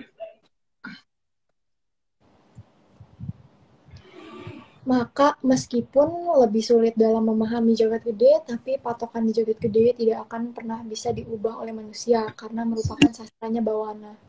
Leluhur juga menyadari bahwa gerbang yang ada di jagat alit yang seharusnya lebih mudah dijangkau akan menjadi lebih susah dijangkau karena berubahnya ajaran yang sama sekali tidak nyambung dengan jagat alit. Maka petunjuk menggunakan jagat alit hanya dibuat sedikit oleh leluhur. Ya, karena banyak yang sangat tidak nyambung karena kemudian beralih ke filsafat. Itu yang benar-benar tidak ada hubungannya sama sekali, itu banyak sekarang. Tapi apakah itu aku ngomong tidak nyambung itu karena memang logika yang terlalu pendek, apa yang terlalu bego, atau memang nggak nyambung beneran, atau memang yang tidak nyambung itu menjadi hobi, itu ya nggak tahu. Tapi lucu juga sih kalau misalnya kayak alamat rumahku difilsafatkan gitu. Wah, aku tulis rumahku pagarnya hijau. Tapi orang akhirnya mengartikan, wah Aryo itu suka kenyamanan. Wah kan salah jadinya. Suka tanaman. Suka daun muda gitu. Suka hijau gitu. Kan jadi nggak nemu, rumahku malah nggak nemu gitu. Apalagi kalau Aryo di depan rumahnya ada cabai, itu pohon cabai. Aryo tuh suka makan cabai. Salah juga. Salah juga gitu loh. Gitu, iya. Jadi nggak ketemu rumahnya malahan. Gitu. Iya. Itulah filsafat ya. Jadi beda banget dengan versi kita. Oke, lanjut. Maka dengan terpaksa, meskipun juga sedikit dan tidak lengkap, leluhur memberi petunjuk tentang jagat gede. Dan memang susah dipahami kalau menggunakan tata cara baru, karena tidak akan nyambung sama sekali. Jadi memang harus dipahami dengan patokan yang tepat. Ya, patokan itu seharusnya sudah ada.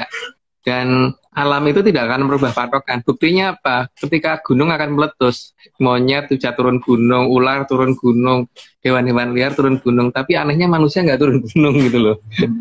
Tapi hewan-hewan itu menyadari itu. Gitu. Oke. Cecil hilang. Cecil hilang, kameranya kemana? Oh, itu dia. Oke, lanjut. Oke, lanjut. Maka leluhur juga sudah memberitahukan ada berapa banyak lintang panjer di daerah yang serba gelap yang bisa jadi patokan arah.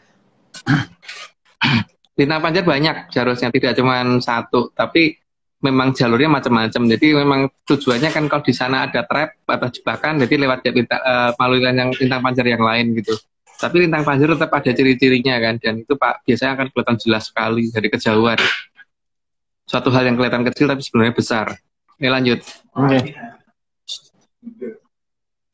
Juga sudah memberikan petunjuk ada berapa yang ditiru oleh Terah Balakiwa sampai mirip dengan Durganula.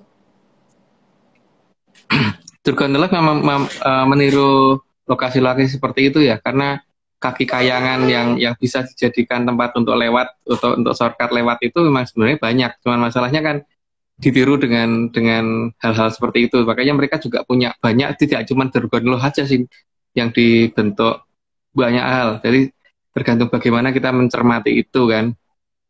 Tergantung kita pengen mana, pengen kesasar atau pengen nggak kesasar, atau hobi kesasar atau hobi nggak kesasar gitu kan.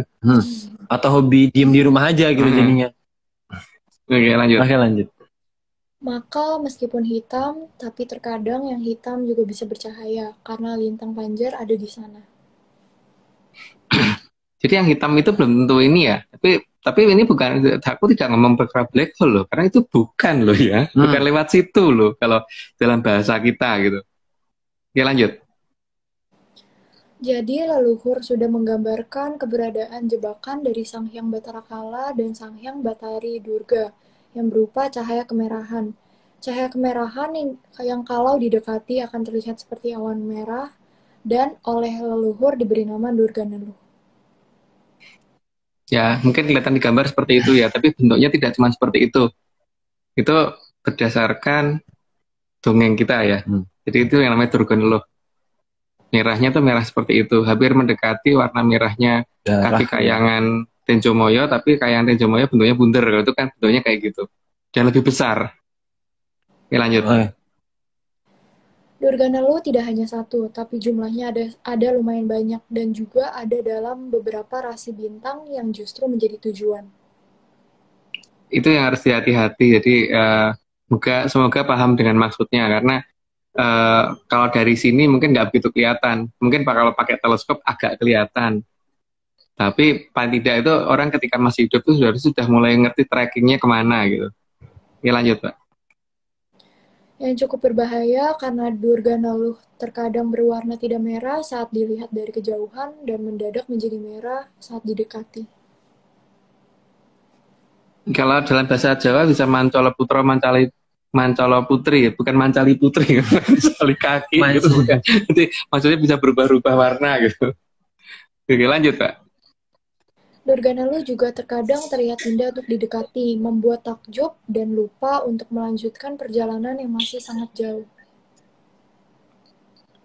Karena bentuk yang menarik dan bentuk yang ukuran yang sangat besar dan terlihat lebih gampang didekati, itu terkadang orang lebih memilih untuk menuju ke arah situ, dan setelah menuju ke arah situ akan terpana sekali, dan ketika sudah masuk dalam pusarannya memang akan susah keluar, karena menentukan titik keluarnya sebelah mana akan sangat sulit.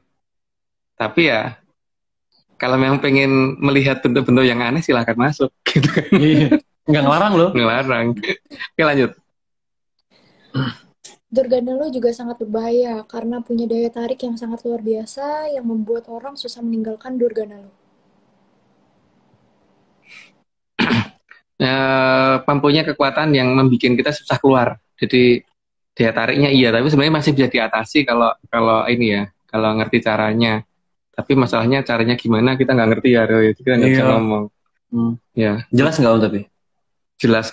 Jelas banget sih, dan itu bisa diatasi banget seharusnya. Tapi ya nggak gitu. ngerti aja sebenarnya.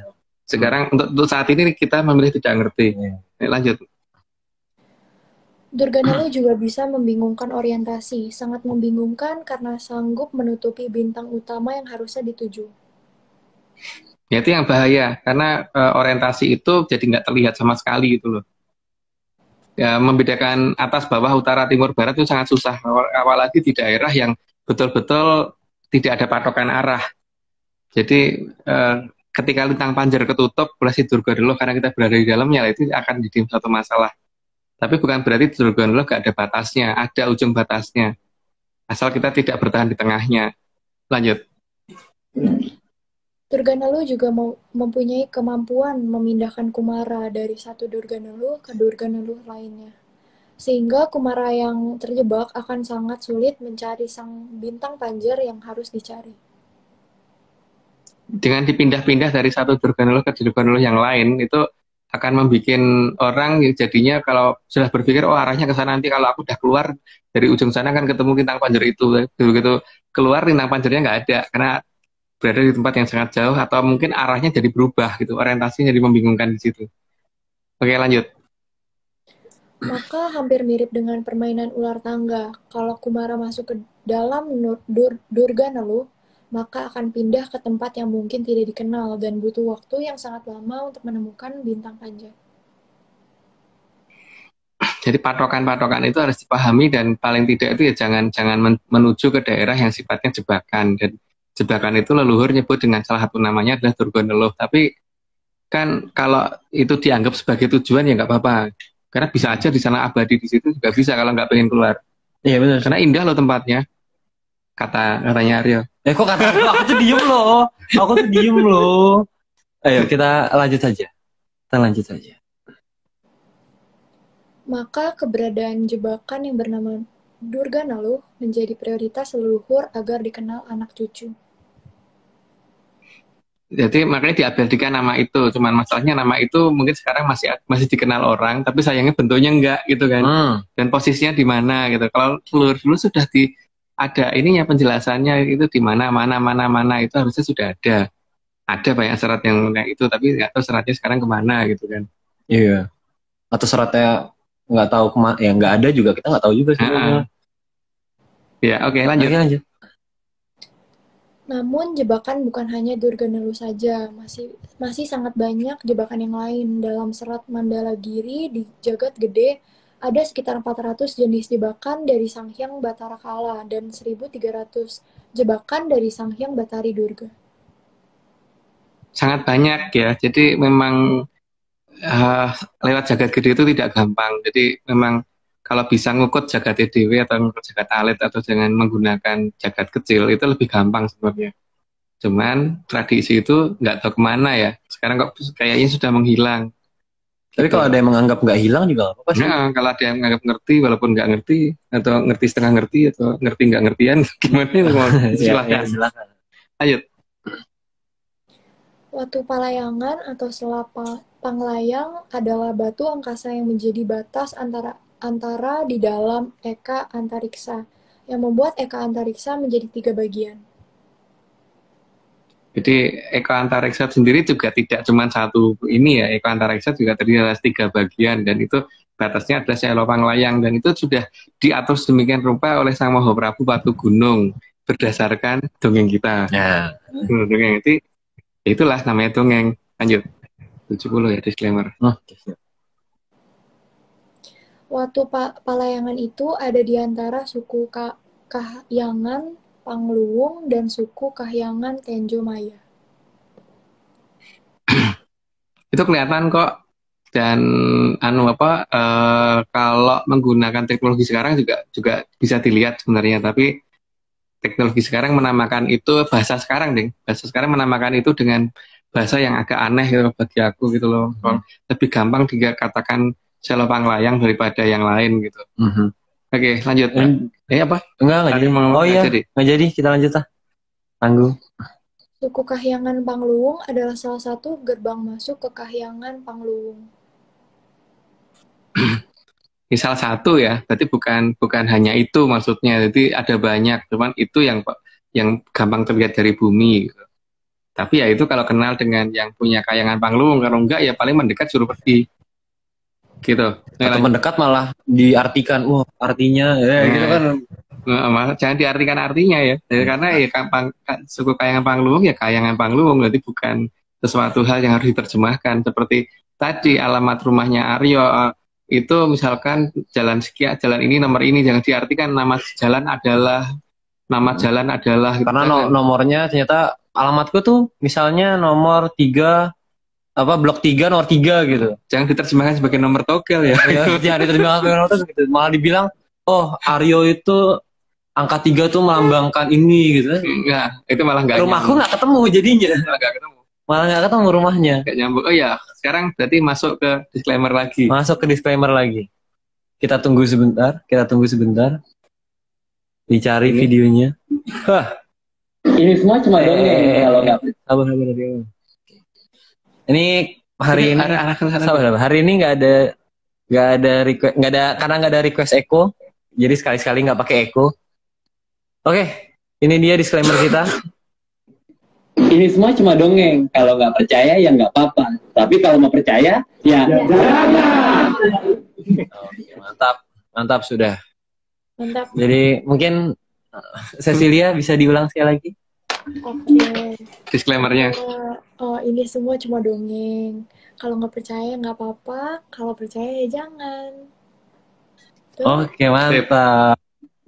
Terima kasih. Oke, kita lanjut 71 ya. Iya. Kahyangan Pangluwung adalah kahyangan tempat Sang Hyang Batara Bayu yang merupakan dewa dari segala jenis angin di seluruh alam raya. Batara Bayu dalam cerita pewayangan sudah jelas lah itu siapa dan nama kahyangannya Pangluwung, cuman Pangluwung di mana itu kok kayaknya nggak ada ya ada tulisan sekarang ya. Betul jelas loh.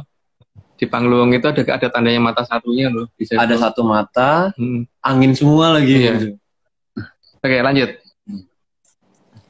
Suku Kahyangan Pangluwung bukan tempat tujuan akhir dari para kumara, karena tujuan adalah Kahyangan Suralaya.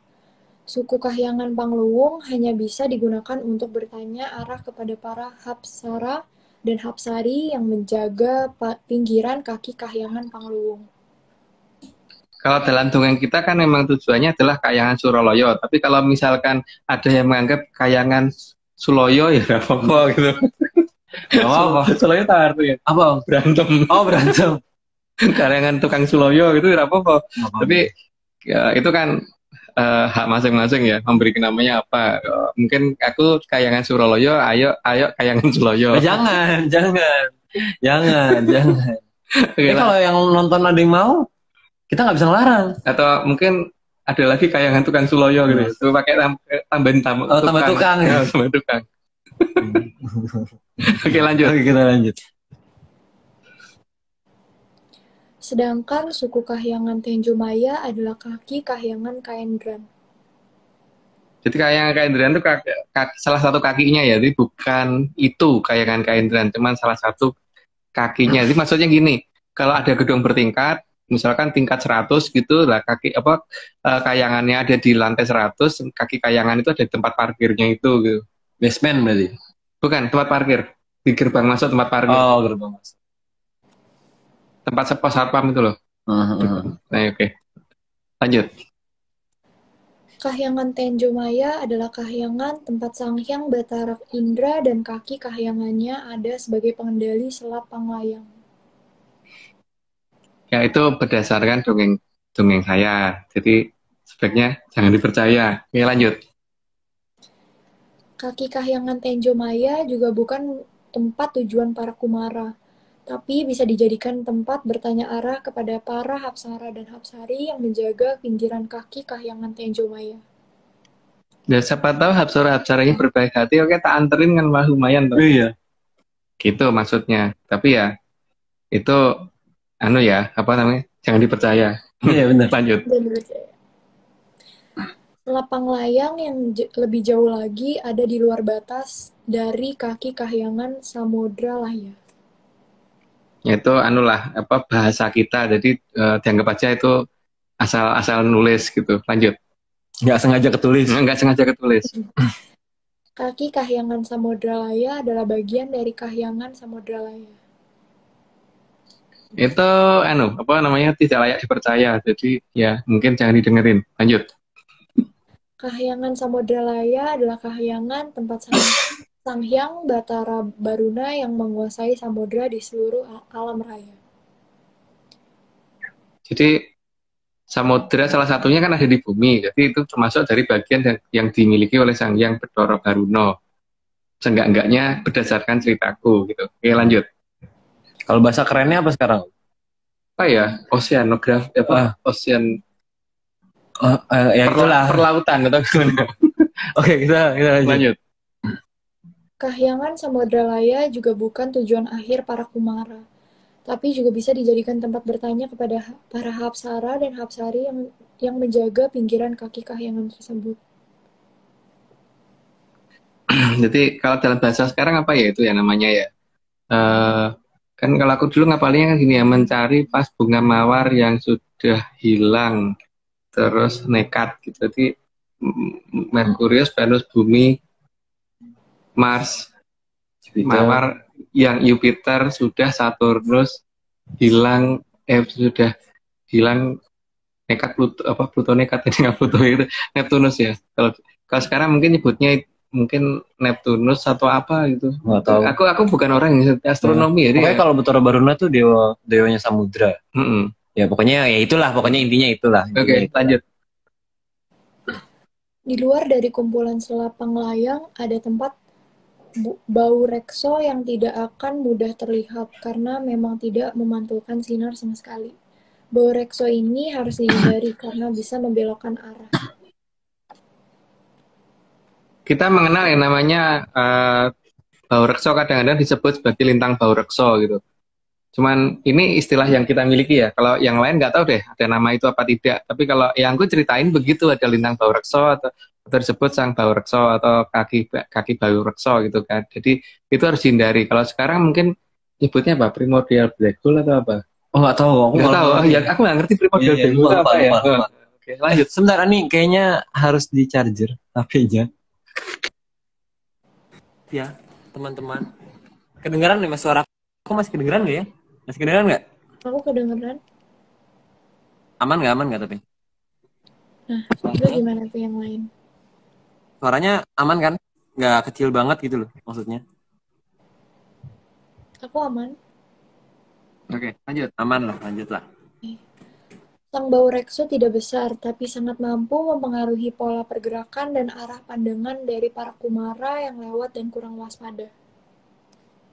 Karena kalau kejebak masuk situ akan sangat susah keluar. Minta tolong pun siapa yang nolong juga nggak tahu siapa yang sanggup gitu kan. Jadi ya semoga itu bisa dihindari.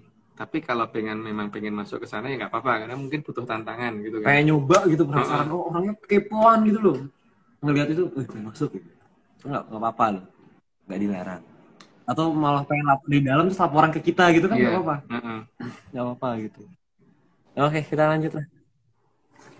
Sang bau rekso sangat bisa memutar arah dan pandangan, maka sangat digambarkan dalam serat Mandalagiri agar jangan menuju ke arah kaki Kahyangan Samodralaya karena akan mengarah kepada sang bau rekso sehingga akan kehilangan orientasi arah.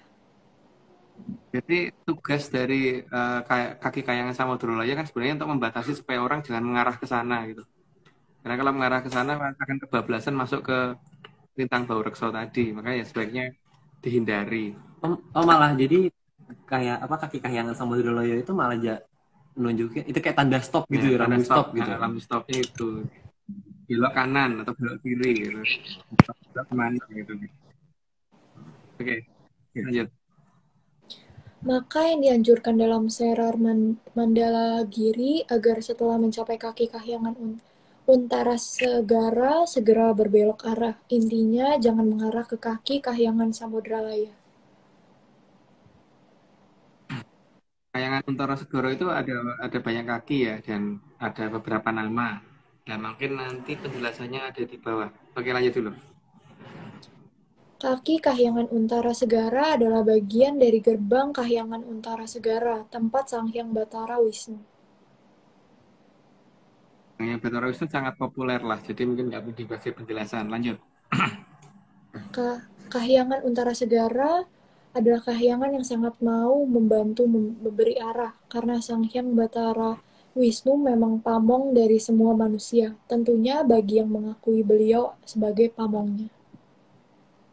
Ya, kaki kayangan Untara Segoro banyak ya. Yang terdekat itu kaki kayangan Bolosrewu kan, makanya diiteri oleh ribuan batu karena namanya memang kaki kayangan Bolosrewu. 1000 tuh 1000. Mungkin bahasa kerennya apa ya? Terus atau apa ya? Nggak tahu itu. Ya, nggak tahu juga. Nggak ngerti. Kita nggak tahu namanya sekarang. Oke, lanjut. Maka keberadaan selapang layang yang ada dan mengelilingi kaki Kahyangan Untara Segara itu untuk menjadi penanda akan adanya bahaya kalau menuju arah Bau Rekso. Jadi sebenarnya petunjuk dari tingkat stopnya ada di kaki kayangan Samudra Loyo, sementara petunjuk untuk segera berbeloknya ada di kaki kayangan Bolosrewu gitu, yang merupakan salah satu dari ujung kaki kayangan Untara Segoro. Jadi kayak ini ya, jadi kayak rambu ini apa? Mulai belok kanan. Mulai belok kanan atau ini kamu apa namanya? Depan jalan buntu. Gitu. Iya itu di depan jalan buntu itu. Ya lanjut. Kaki Kahyangan Untara Segara juga bukan tujuan akhir, tapi bisa dijadikan tujuan akhir bagi para dharma baktinya diterima oleh Sang Hyang Batara Wisnu. Karena dari Kahyangan Untara Segara bisa dibukakan gerbang ke Kahyangan Suralaya. Memang tidak semua orang bisa itu ya. Apalagi kaki kayangan Bolosrewu itu benar-benar penjagaannya paling ketat. Jadi salah satu kaki. Nanti kan ada banyak ya, cuman yang ini namanya kaki kayangan Bolosrewu. Tapi kadang-kadang disebut juga sebagai kaki kayangan Untara Segoro karena memang Untara Segoro itu salah satunya Bolosrewu. Lanjut. Namun bagi yang tidak diterima dharma baktinya oleh Sang Hyang Batara Wisnu, maka harus meneruskan perjalanan dengan menghindari Sang Bau Rekso. Jadi petunjuk sudah ada, cuman nggak tahu petunjuk ini kapan, kenapa kita yang nerima gitu sih. Ya. Jadi kalau dianggap nggak penting juga nggak apa-apa gitu. Oke lanjut. Kaki Kahyangan Untara Segara biasanya akan membelokkan arah agar menjauh dari Bau Rekso, sehingga akan masuk pada daerah yang dinamakan Taman Nita Luki. Itu bahasa kita ya, jadi jangan dipercaya deh. Lanjut.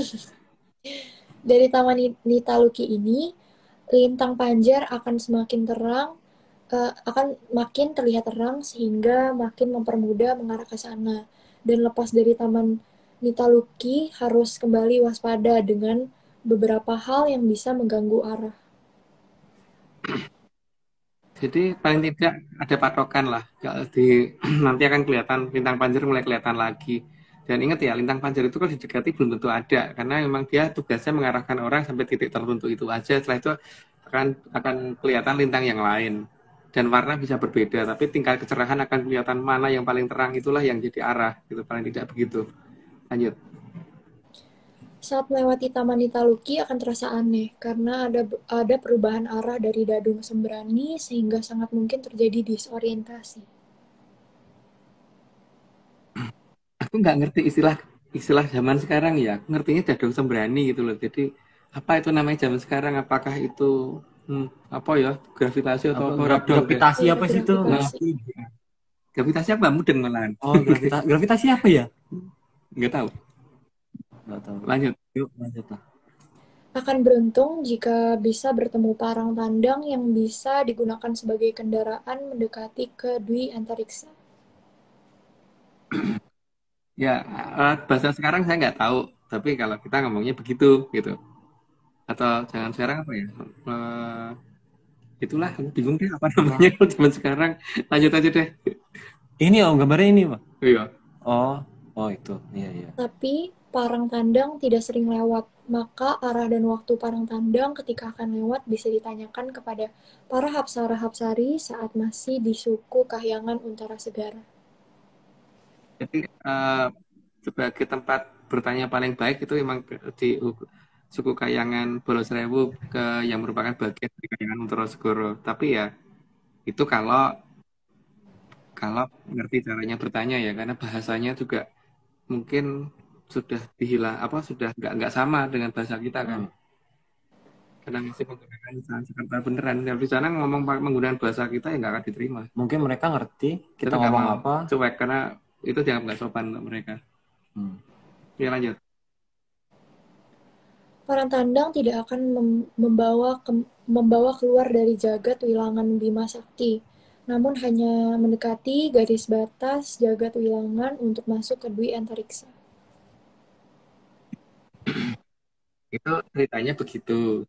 Jadi tidak layak dipercaya. Mau dilanjut aja. Jadi tujuan utama itu bukan mengarah ke tengah dari jagat wilangan Bima Sakti. Jadi bukan menuju ke tengah ya. Bukan menuju ke tengah. Tapi justru menjauhi tengah. Lanjut. Karena di tengah jagat wilangan Bima Sakti ada sapu jagat yang akan menyapu apapun yang mendekat dan tidak akan bisa pergi dari sana. Kalau bahasa sekarangnya nggak tahu deh itu apa. Supermasif black hole itu apa sih, nggak ngerti aku. Nggak tahu. Pokoknya yang bersih-bersih ya intinya Iya, kan. tukang sapu. Tukang sapu. Tempat sampah, tempat ngumpulin sampah masuk situ nggak akan. Vacuum cleaner lah. Vacuum cleaner. Oke, lanjut. Gambarnya gini sih, vacuum cleaner ya. Lanjut. Dalam serat Mandala Giri digambarkan bahwa sapu jagat yang ada di tengah jagat wilangan Bima Sakti jauh lebih berbahaya dari Durga Neluh. Karena keberadaannya sangat susah dilihat, namun para sanghyang banyak yang berusaha menutupinya agar para kumara tidak mengarah ke sapu jagat. Ya, itu tugas dari Sanghyang untuk nutupi itu semua supaya nggak kelihatan. Karena kalau kelihatan bahaya bener sih. Karena ya mungkin akan membuat orang tertarik ke sana untuk masuk ke sana. Tapi ya mungkin cukup berhasil. Tapi tetap aja orang yang mungkin lewat bisa aja berbelok ke sana. Karena mendekat saja itu sudah berarti akan ketarik gitu kan. Lanjut. Berarti kayak black hole gitu ya? Aku nggak tahu namanya black hole. Black hole apa ya? Kayak black hole yang mana sih. black hole? Kalau nonton Interstellar tuh. Oh, gitu. Nggak pernah nonton film ya? Nonton ini wayang gitu. Nontonnya wayang. Oke, lanjut. Kayak lepas dari jagat wilangan Bima Sakti agar orientasi bisa terarah lagi, maka harus mendengarkan arah dari Sang Sangga Buana. Aku bingung dengan istilah zaman sekarang ya, tapi memang di serat yang kita miliki begitu nama-nama itu gitu, dan apakah ini akan dianggap benar atau tidak ya silahkan, tapi kalau bagi saya itu lucu untuk dipercaya gitu, tapi sebaiknya untuk orang lain jangan percaya. Mhm. Iya, iya, iya. Lanjut. Sang Sangga Buana ini meskipun samar tapi akan mampu mengarahkan para Kumara ke arah Garba Buana. Yang jelas istilah zaman sekarangnya saya tidak tahu, tapi yang jelas yang tuh ceritanya begitu, tapi kalau menunjukkan langsung tuh kelihatan sih, tapi masalahnya kan gimana ya caranya nyari gambarnya di internet nggak ketemu gitu masalahnya gitu. Oke lanjut. Sang Sangga Buana suaranya hampir mirip dengan Sasradara, tapi Sang Sangga Buana punya arah, jadi akan jelas saat mendengar dari arah mana. Jadi bisa menjadi patokan arahnya itu. Jadi kalau kita jalannya keliru akan jelas suara itu menghilang. Jadi kalau suara itu menghilang, berarti ya kita jangan jangan menuju ke arah itu sampai mengarah ke suara itu yang paling jelas gitu. Cuman suaranya seperti apa lah itu susah ngomongnya karena emang kita bukan orang yang bisa menirukan suara sih.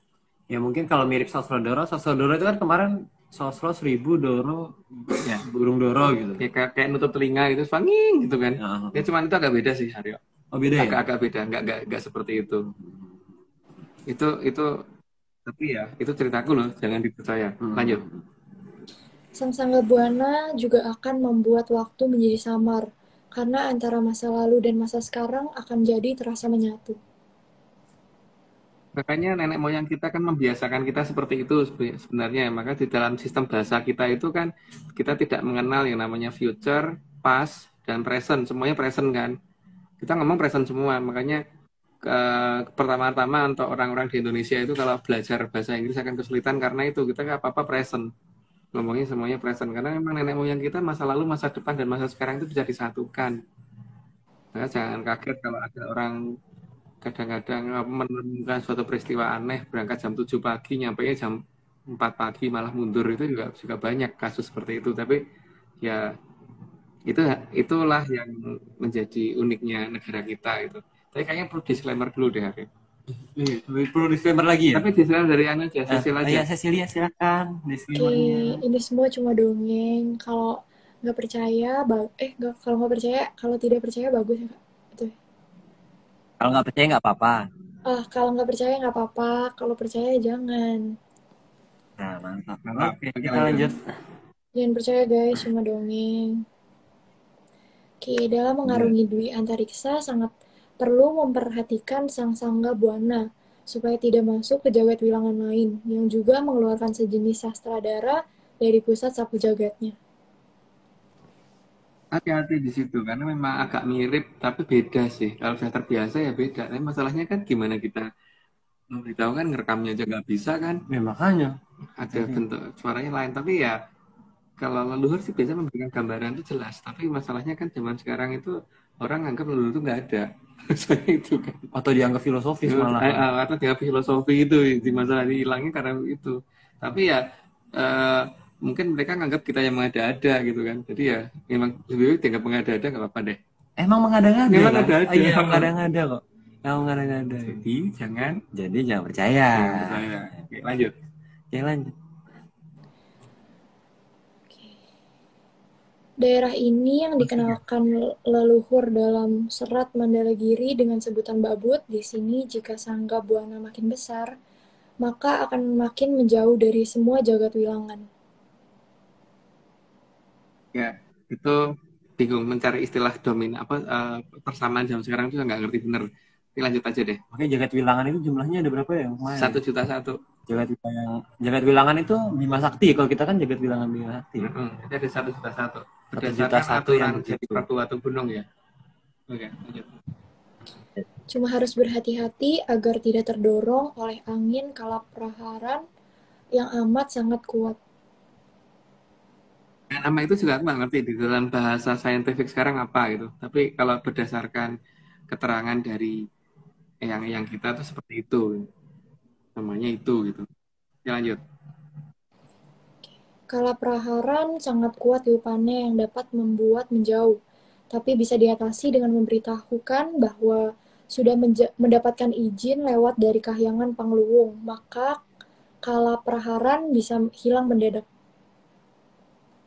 Karena memang itu ada dalam subordinat dari ini Sang Hyang Bathara Bayu. Sang Hyang Bathara Bayu. Makanya kalau memang sudah diizinkan oleh Sang Hyang Bathara Bayu tidak akan bisa menghalangi karena beliau pasti takut dengan yang punyanya sendiri. Lanjut.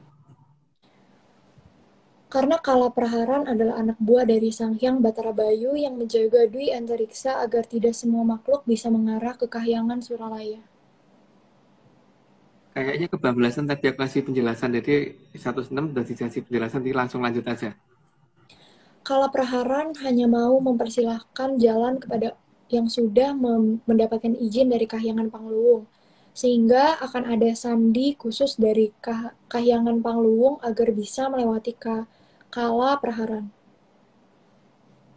Ada beberapa sandi mantra itu pentingnya di situ ya, makanya mantra jangan diterjemahkan gitu. Ya, mantra tuh kayak password ya, karena ya. Password. Kalau password emailku diterjemahkan ya nggak ada gunanya. Misalnya passwordnya pete lada garam gitu. Pete lada garam. Jangan ditulisnya malah Aryo suka pete. Nggak masuk passwordnya. Harus pete lada garamnya pete lada garam gitu. Jangan diartikan gitu. Oke, lanjut. Oke. Semangat. Udah terakhir ya? Iya. Semangat. Angin boten kagungan soco, angin ugi gampil awahipun, ananging pratandanipun, kamulyanipun, Tribuana kaasta dening, soko nipun angin-angin. Terima kasih. Matur nuwun. Maaf kalau misalnya salah-salah. Nggak apa-apa. Makasih lo ya sudah mau. Makasih juga udah dapat kesempatan jadi narator. Kapan jadi masih mau jadi narator lagi? Masih boleh. Nggak apa-apa, aku mau aja kok jadi narator, seru. Oke, udah. Nanti apa-apa dihubungi sama Ndoro Mas Aryo. Terakhir itu yang Aryo Oke, kita disclaimer terakhir kali ya, videonya kali ya. Disclaimer. Dua kali kalau gitu. Dua kali. Agak seru. Oke. Satu pakai eco, satu enggak. Oh iya, siap. Itu khusus itu. Itu dinyalain dulu. Gimana enggak? Ini semua cuma dongeng. Kalau nggak percaya ya duluan mulainya. Jangan.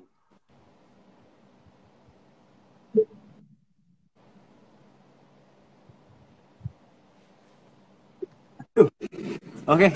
Kedengeran nggak ya? Coba ya. Terlalu pakai echo ya? Bentar.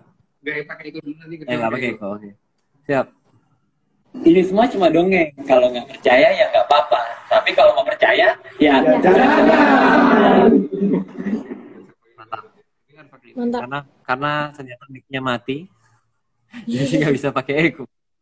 Jadi mohon maaf biasanya yang minta echo karena kita nggak bisa dangdutan malam ini. Jadi bisa dangdutan. Gitulah. Mungkin ada kata-kata terakhir, kata-kata penutup dari Bapak Agung. Ya, terima kasih sudah membantu di naratori dan Cecil. Terima kasih. Yang melihat acara live ini, semoga bosan. Dan terima kasih juga ini hadir Pak Kiai kita. Pak Kiai, Bapak Kiai. Ada ini wah nih monggo. Waduh, rahayu salam menyapa. Oke. Terima kasih ya semuanya ya sudah mau karena tapi kangen disclaimer itu kangen loh ternyata. Jadi teman-teman ini semua cuma dongeng, jadi kalau nggak percaya nggak apa-apa, tapi kalau mau percaya ya jangan gitu. Coba deh dipikir-pikir lagi, keputusan hidup itu dipikir-pikir lagi gitu loh. Jangan gitu. Oke, ini disclaimer terakhir. Disclaimer terakhir. Kita cari dulu. Dicari dulu. Mana itu? Ini dia. Oke. Jadi tim Atlantis Crisis Center atau ALC tidak pernah menjual jasa untuk berkomunikasi atau bertemu dengan para leluhur dalam bentuk ritual apapun. Waspada terhadap oknum yang mengatasnamakan tim ARC. Ritual resmi hanya dilakukan oleh Mas Agung Bimo, Mbak Vicky, dan juga Mas Aryo Dimas. Untuk informasi resmi, silakan hubungi via DM IG @Vicky-Ananda. Jadi @Vicky-Ananda ini emang orangnya sakti banget, bisa on 24 jam, 25 jam sehari. 30 jam sehari, jadi bisa dihubungi kapan saja dan di mana saja. 30 tahun sehari. Kayaknya kalau hubungi hari ini jawabnya kemarin dong. Gitu, memang sistemnya begitu. Kita nggak ngerti juga kadang-kadang. Ya, aktif 30 tahun sehari yang bingung kan? Bingungi dah.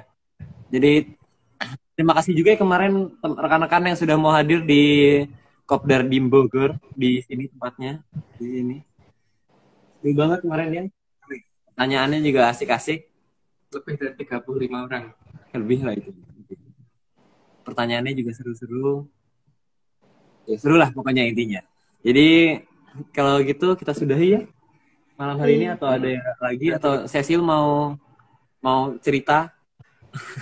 Sudah. Kalau kita sudahi saja malam hari ini. Ada nanya Bekasi kapan? Bekasi nanya.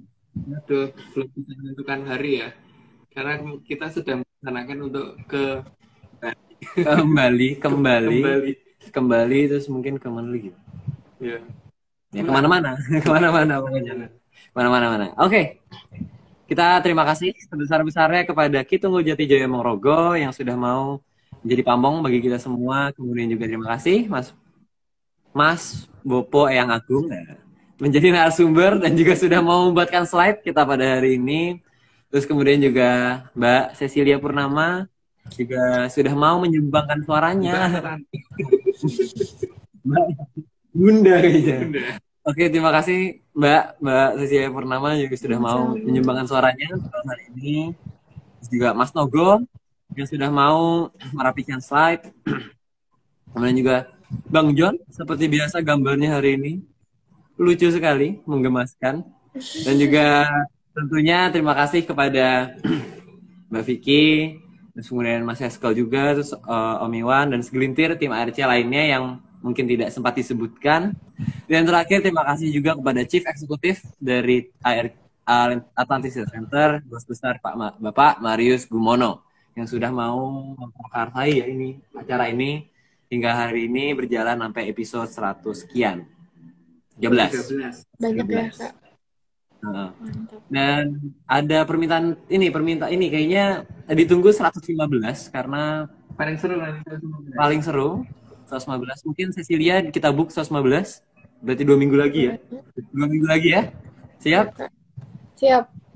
Rabu 2 minggu lagi, 27 berarti. Rabu 2 minggu lagi. Karena kayak seru banget itu ya nanti ya. Paling seru.